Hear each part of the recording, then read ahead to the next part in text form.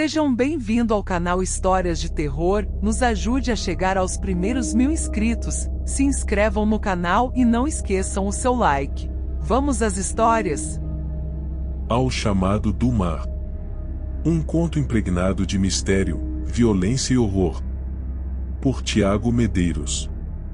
À entrada de Angelim, seu Chico desperta com o ladrar ensandecido dos 2 cachorros que cria no sítio.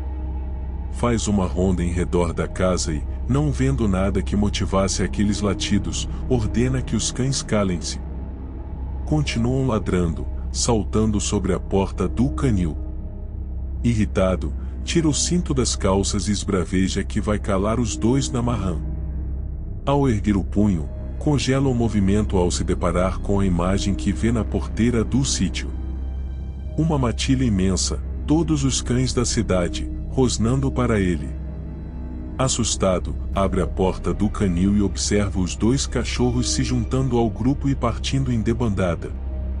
Em canhotinho, na bodega do Paulista, Paraguai tomba a saída, trocando os pés no típico atropelo dos embriagados. Ao ouvir o uivo e ver uma matilha de cães da rua em disparada, levanta-se num salto, sentindo a sobriedade retornar num soco.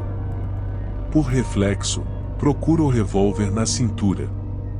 Não o encontrando, recorda que na noite passada o mesmo lhe foi tirado por um cabo da polícia metido a cavalo do cão. Desesperado, correu para casa, aos berros de corre, todo mundo, tem alguém correndo o bicho. Quem ouviu o alarme, apressou-se em pôr à frente de casa a cruz de madeira enrolada numa folha de palmeira abençoada na missa de domingo de Ramos. Na casa de Pedro Barbeiro, o mesmo discutia com a esposa, Dona Janice, qual dos 2 sairia para pendurar o amuleto. Discutiriam por toda a noite e o crucifixo continuaria escondido no guarda-roupa. No sítio Água Branca, Pedro Ferraz terminava de serrar o cabo de uma peixeira. O polegar fechado sobre o fim do cabo facilita o manuseio. A face ainda queima, doía-lhe até mesmo o bater do vento no rosto. A esposa, Dona Imaculada, entra na casa. Mesmo naquela escuridão, Pedro Ferraz adivinha-lhe os hematomas no rosto. Sorri. Questiona se a mulher colocou o amuleto na porta. A mulher tenta olhar mais uma vez para a face deformada do marido, suspira e assente em silêncio. Já no quarto, retira a cruz debaixo da saia e destrói a folha seca que a envolve, atirando o crucifixo pela janela. Não muito longe dali, a matilha acompanha uma sombra veloz, rápida ao ponto de não ouvir mais o vento que antes ensurdecia. Vez por outra, para e vira o rosto para o leste. Ouve o som de águas, num terno chiado ininterrupto, e o cheiro de sal. Nunca vira o mar. Mas torna as vistas em direção ao sítio Água Branca e volta a correr. Sente o peito arfar, um calor absurdo a invadir os membros que crescem, tornando-se cada vez mais rijos. Sente florescer da pele, tal qual a terra que permite que lhe cresçam as relvas nos meses de chuva, pelos escuros, cada vez mais densos, nascidos do suor que lhe rega a carne. Sorri. Sou uma sombra, sou uma sombra. Tenta gritar o próprio nome. E toda aquela região ouvia o uivo dilacerar-lhe o peito. Diante da porta do sítio, a sombra para. Aguarda o restante da matilha chegar e então rosna. Todos os cães latiam, numa febre cega. Avança e estraçalha a porta num único golpe. Pedro Ferraz salta da cadeira com a peixeira em punho. Diz, num sorriso ensandecido, ainda há tempo para perdoar. A sombra tenta responder que o tempo do perdão acabou, mas apenas late, grunhe, rosna, uiva. Saltam um sobre o outro. O homem se desvia das garras e crava a peixeira nas costas da besta. Ela gira os braços, atirando-o para longe, deixando a arma fixada nas costas. Salta por sobre o homem que berra ao tentar lhe agarrar o pescoço. Desvia-se e enfia as garras no centro do peito. Rosney tenta gritar por sangue, mas apenas uiva. Prossegue com o movimento das mãos e atravessa o peito, arrancando entre os dedos um coração ainda pulsante. Pedro Ferraz ainda sussurra: desgraçada, desgraçada.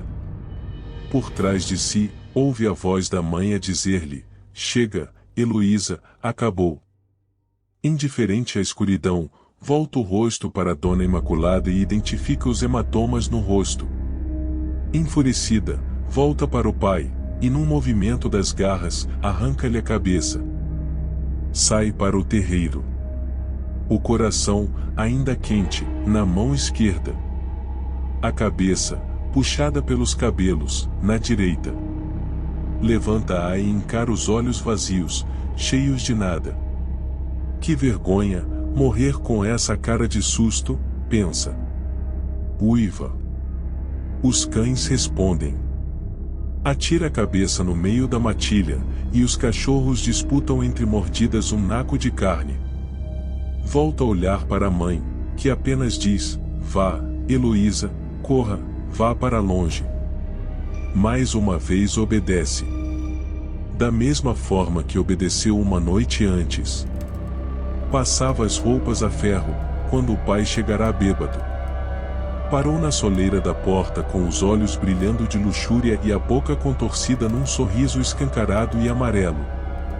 Belas pernas a minha filha tem, belas pernas. Sorria, gargalhava. Desabotou a camisa, abre o cinto e o zíper da calça e salta sobre Heloísa. Seriam mais belas em meus dentes, berrava entre gargalhadas, enquanto tentava forçar a queda das saias da garota que lutava a desvencilhar-se. Aproveitando-se da embriaguez paterna, consegue agarrar o ferro quente e acertá-lo no rosto. O homem uiva de dor, esbravejando palavrões, chamando-a de vagabunda. Heloísa corre para fora da casa, as vestes rasgadas, os pulsos arroxeados, quando vê a mãe que já chegava correndo para ver o que ocorria. Ao ver a filha naquele estado, a mãe apenas disse: vá, minha filha, corra para bem longe daqui. E correu. Correu até não ouvir mais o vento e os gritos do pai. Desperta sobre a terra de pasto seco. Não compreende como não sentirá frio durante a noite até ver-se envolta num manto de borboletas. Ao mover-se, observa o caleidoscópio esvoaçante despertar e partir para longe. Dá-se então conta da própria nudez. Ainda sente nas mãos a vida alheia pulsante, mas não encontra nada entre os dedos. Ao lado, uma peixeira ensanguentada. Passa as mãos nas costas e não encontra ferimento algum. Um pouco mais adiante, a matilha interminável de cães que adormece. Passa a língua nos lábios e sente o sabor do sangue coagulado.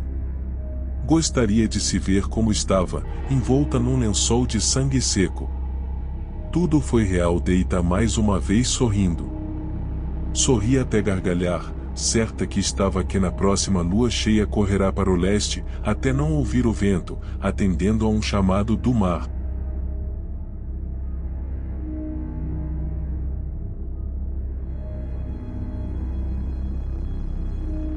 Multidão. Como é viver em um casarão mal assombrado? Rômulo César Melo nos mostra neste conto surpreendente. Parecia um dia igual a todos os outros na vida de Tomé. Acordou na imensidão daquele sobrado secular, escovou os dentes e tomou café em silêncio. Morava sozinho desde a morte da avó, a última referência dos antepassados.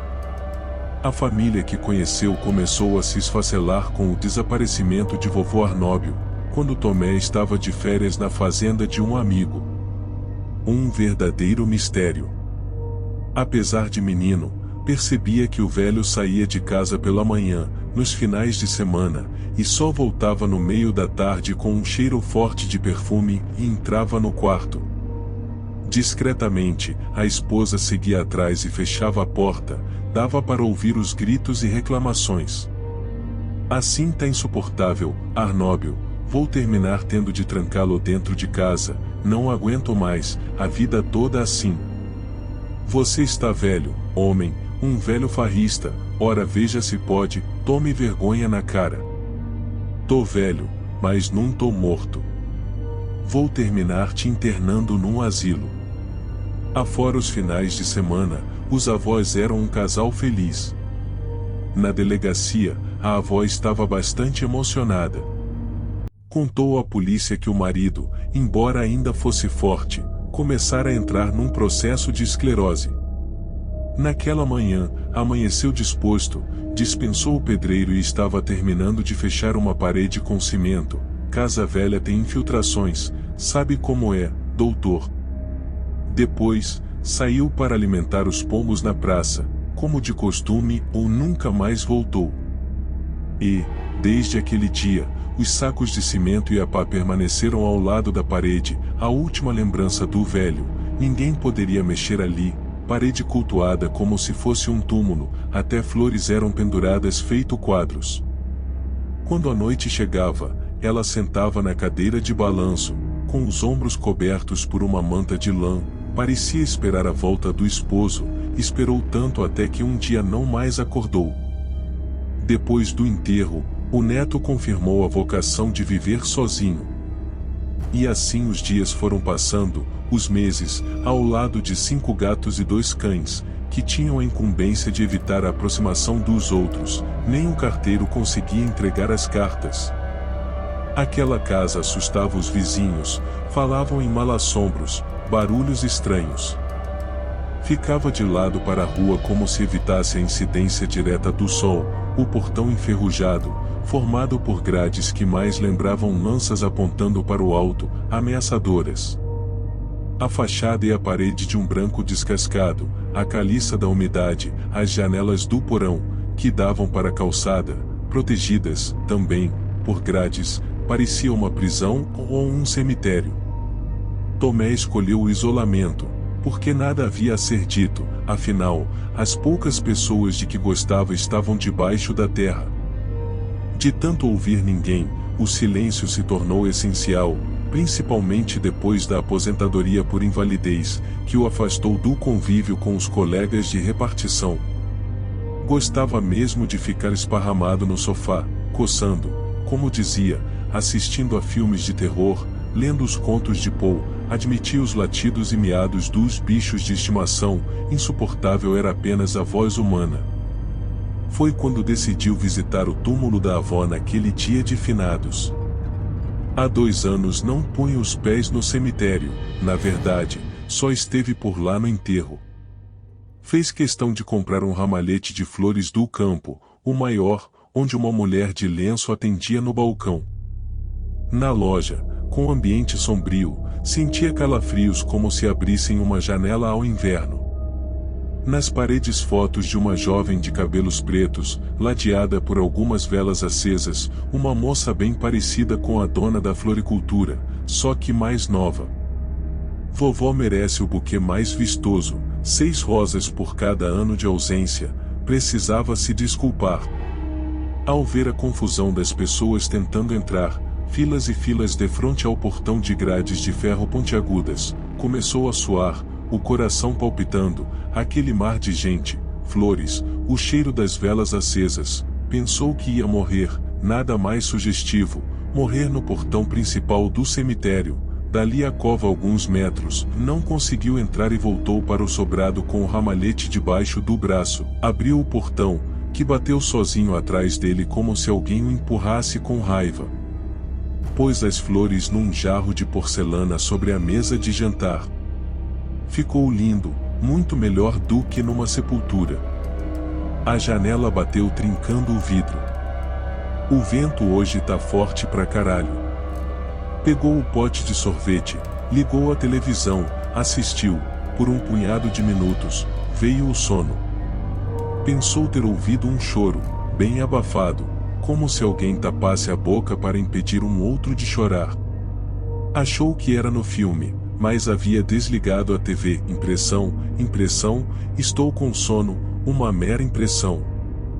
Deitado na cama, por via das dúvidas com a luz do banheiro acesa, a porta do quarto, que dava para a sala, aberta, os olhos fechados, fez uma prece fervorosa em intenção da avó. O silêncio somente quebrado pelos grilos, um e outro carro passando na rua, os latidos dos dobermans no jardim, naquela fase da vigília, quando nem se dorme nem se está desperto. Escutou um barulho de vidro quebrado vindo da cozinha, depois um riso de criança. Deu um pulo, seguiu acendendo todas as lâmpadas. Quem será que invadiu a casa? Estou armado, digo logo, melhor sair de mãos para cima, porra pequeno. No chão da cozinha, estilhaços do copo em que bebeu leite. Revistou os ambientes do sobrado atrás do capetinha zombeteiro, como passou pelos cachorros. Como pode ter entrado com as janelas e porta fechadas? Teve receio de ir ao porão. Ali não entro nem morto. Nada ou ninguém encontrado. Ah, meu Deus, outra impressão, acho que foi essa ida ao cemitério misturada com o sorvete, me fez mal ouvir o barulho da cadeira de balanço. Suava. Tomou um ansiolítico e o antidepressivo assim que sentiu o coração descompassado. Deitou, dormiu. No sonho, via uma jovem, toda de branco, flutuava defronte à janela do quarto, os cabelos longos escuros, um cheiro de flor do campo, o braço estirado com a mão espalmada como quem pede algo. Ela abriu a boca, falou baixinho. Tomé fez esforço na tentativa de entender e ao ouvir a palavra flores, acordou com o nariz coçando. Estou ficando louco, só pode. Depois de uma semana de copos e jarros quebrados na calada da noite, regados a risadas de menino, repetidos sonhos com a jovem que precisava de flores do campo, render de cadeiras e choros abafados, precisava fazer alguma coisa. Quando, com surpresa, recebeu a visita do padre Gleison, amigo de infância, já perto do Natal, estava bastante abatido. As calças amarradas por um cordão, os cintos nem davam vencimento, a barba mal feita, vidros de remédio espalhados pelo quarto, já não aguentava o barulho ensurdecedor das vozes, uma multidão, choros, lamentos, o cheiro de flor, desejava a solidão de volta. Há uma semana abandonara o psiquiatra, continuava tomando banhos de descarrego, visitava o terreiro nas sextas. O vigário e aquele papo saudoso de quem não vemos há tempo. Padre Gleison, que foi um estudioso do exorcismo, estranhou a escuridão da casa, minimizada por velas acesas, dezenas espalhadas de canto a canto e o cigarro na boca de Tomé. Que é isso, rapaz? Deu para fumar. Fumando, bebendo, me entupindo de medicamento tarja preta e ouvindo assombração. Tenha calma, deixe de misticismo, existe nada disso, ninguém voltou do túmulo para contar a história, é coisa para literatura fantástica ou cinema, essa falácia de we see dead people. Precisa se apegar mais a Deus, frequentar a missa. Esses sonhos e impressões vão acabar. Pare de ler livros de gente morta e assistir a esses filmes de demônio vomitando verde e girando cabeça, pura ficção. Por favor, não me fale em impressão, padre, o que tenho sofrido pode ser tudo menos impressão. Por que as luzes apagadas?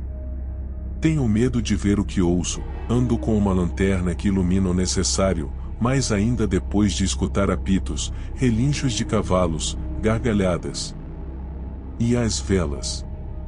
As velas são pedidos que escuto, querem luz, querem velas acesas, daí acendo, bem vou ser doido de contrariar? A situação está piorando. Estou doente, ficando mais doido ainda. Calma, Tomé. Sirva-nos um café e vamos conversar, de preferência com as luzes acesas, nada a temer, confie em mim. Esse povo inventa demais, dizem que o sobrado é assombrado e você cai nessa. Lembre-se do seu xará na Bíblia, ver para crer. Sem ver, nada há de verdade, exceto a impressão do que não existe. Bote uma coisa na sua cabeça, somente os mortos podem ver os mortos. Ao acender a luz, o padre não conteve o grito. O que foi? Vá fazer o café, vá. O que foi? Viu algo? Não minta para mim, amigo. Nada, nada, vá passar o café, vá. Impressão minha ou acabei de ver um menino escurinho correndo pela sala, tocando nas coisas de vidro, pensou o vigário. Fechou os olhos, rezou, e ao abrir de volta se benzeu por 3 vezes, quando percebeu uma jovem de cabelos longos que flutuava do lado de fora da janela, olhando fixamente para o jarro de flores do campo, que, desde o último finados, era trocado toda sexta-feira. O padre cerrou os olhos mais uma vez, os braços arrepiados, rezava para que o amigo trouxesse o café. Viu, na cadeira de balanço, uma velha de cabelos brancos presos num coque, com uma manta azul sobre os ombros, segurava uma pá enquanto se balançava. Sobre o colo, um saco vazio de cimento. Parecia não ver o padre, nada falou, olhava para a parede de tijolos de onde saía um braço engelhado e magro, o cheiro de cerveja e perfume barato, um choro abafado podia ser ouvido. Por certo alguém queria sair detrás da parede, emparadedado? Quando Tomé chegou com o café, não havia ninguém na sala, pelo menos ninguém que fosse possível ver somente com os olhos. Poxa, o padre foi embora sem se despedir? E ficou, mais uma vez, sozinho, acompanhado de uma multidão de sombras.